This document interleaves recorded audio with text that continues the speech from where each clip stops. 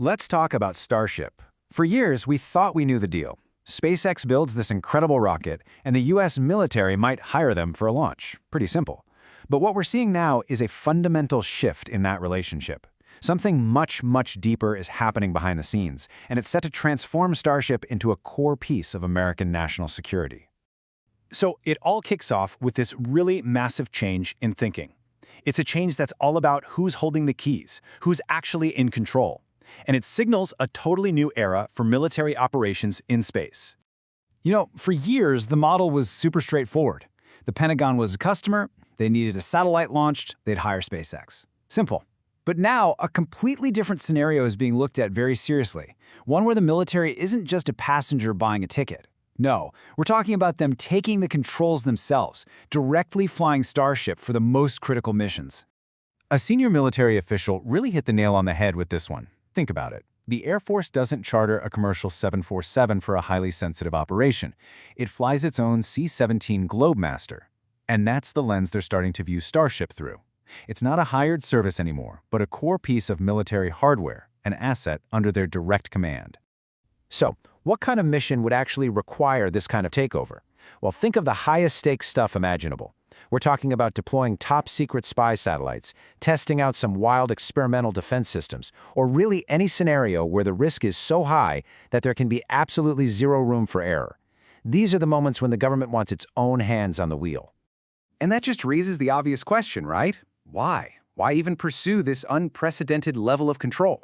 Well, the answer lies in the absolutely game-changing capabilities that Starship, and really only Starship, can bring to the table. This is the billion-dollar question, isn't it? What can you actually do with a rocket this big and this powerful? For defense planners, it's not just about launching bigger satellites. It's about tearing up the entire rulebook for how military operations even work. Okay, so the first game changer is something called point-to-point transport. Just imagine moving huge amounts of equipment, supplies, or even humanitarian aid, not in days by ship or hours by plane, but from one side of the Earth to the other in less than an hour. To really get a sense of the scale here, listen to this quote from a military official. The C-17 cargo plane is the absolute workhorse of the military's global logistics. The idea of being able to launch that same amount of cargo on a rocket, well, that's not just an improvement. It would completely transform how you respond to a crisis. And the numbers here, they really speak for themselves. Starship can haul over 100 tons, which is way more than a C-17's 77 tons. But the payload isn't even the most revolutionary part. It's the delivery time, under an hour to anywhere on the globe. This isn't just an incremental upgrade, you guys. It's a total quantum leap in logistics. But it's not just about moving cargo on Earth. The second key capability is all about controlling the ultimate high ground, space itself. In any future conflict, you can bet satellites are going to be targets. The power to replace your own damaged networks faster than an adversary can take them out, well, that is a decisive strategic advantage. Now, you might be thinking this all sounds a bit like a concept for the distant future, but this is where it gets really interesting, because these plans are already becoming a physical reality, blurring the lines between commercial and military space right here on the ground. This is happening right now. SpaceX has already gotten approval to build Starship launch and support infrastructure directly on military property at Cape Canaveral. So this isn't some theoretical partnership. They are literally building the foundation for it as we speak. And what that really means is that the traditional separation, that's a private company's launch pad and that's a military base, that line is basically disappearing. This co-location makes Starship a direct part of the Space Force's operational planning in a way we have just never seen before.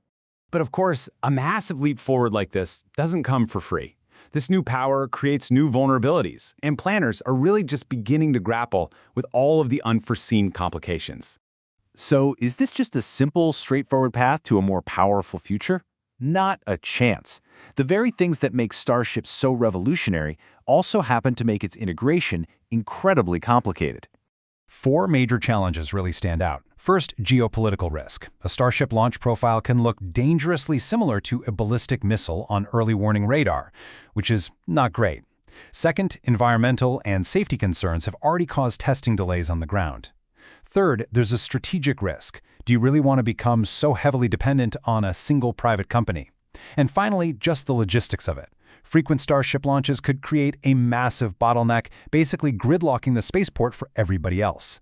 So when you combine the immense power, the deep integration, and all these serious challenges, you arrive at a pretty profound conclusion for the future. Starship is forcing the Pentagon to completely rewrite its rulebook for how to operate in space. See, for decades, military space strategy was built on one core assumption.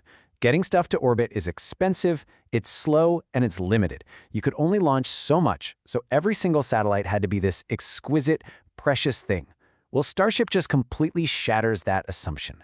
Because of that, the defining feature of power in space is shifting.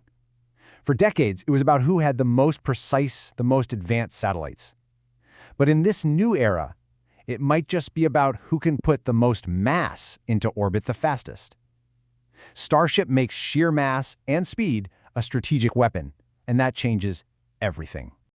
And this all brings us to a really critical question for the future of humanity in space. For the first time ever, a privately built vehicle is on the verge of becoming a government-operated military system.